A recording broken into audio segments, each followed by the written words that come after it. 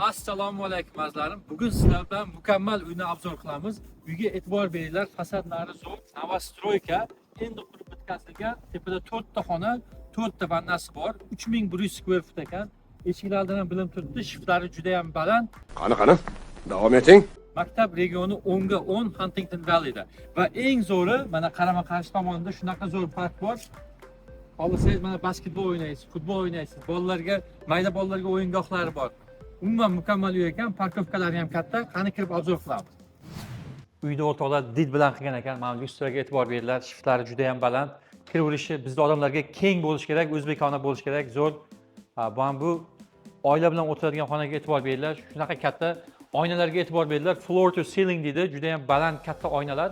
Shiftni 2 ta 3 ta mendan qo'ysa ham tepaga ketadigan shift. Dining, ovqatlanadigan joy alohida. Diningdan tashqariga chiqishingiz mumkin. Ko'chada ozgina rasxodlari bor, kelsangiz ko'rsataman. Mana bitta sement qo'ygan, lekin bemalol letniy kuxnya qilishga joylari bor. Ofarin. Yarim akrdan katta lot va dining oshxonaga ulanib ketyapti. Oshxonada mana quartz, orol katta, keragidan ortiq kabinetlar bor. Bu esa mana bu inbuilt oven deydi. Pishirishga mana kiritilgan qimmatidan qo'yilgan mikrovolnovka.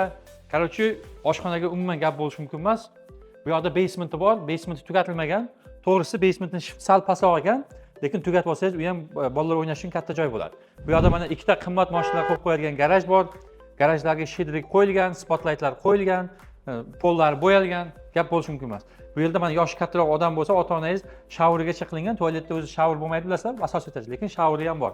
Bu yana bitta zona, bolalar o'tirishi mumkin, oila bilan bemalol o'tirsa bo'ladi. Mana bitta kamini ham qilingan. Endi sizlarga kelinglar, bekatni ko'rsataman. Kattaligini mana juda ham katta bekat. Xohlasangiz mana bitta basseyn qurishingiz mumkin. Eng muhimi, shuncha katta bekatni bular ko'ryapsizlar, oq zavor bilan yopib chiqqan. Buni o'zi palon pul turadi. Mana bunaqa archalar qo'yib, qo'shnini umuman ko'rmaydigan qilishingiz mumkin. Mana ko'rib turibsizlar, ikkinchi qavatda koridorlar juda ham katta va ikkinchi qavatda o'zini mana isitish sovutish tizimi bor. Gap bo'lishi mumkin emas. Bu punktda общий 3 ta xona bo'lyapti. Mana bu xonani vannasi bu yoqda. Bu yoqda yana bitta kattaroq detskiy bor. Uni o'zi ichida sanuzeli bor ekan.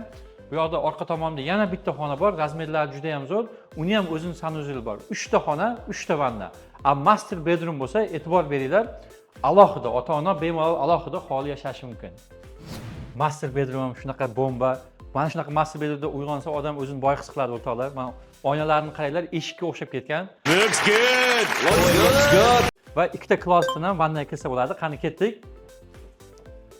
Vannaga juda katta pul ketgani ko'rinib turibdi.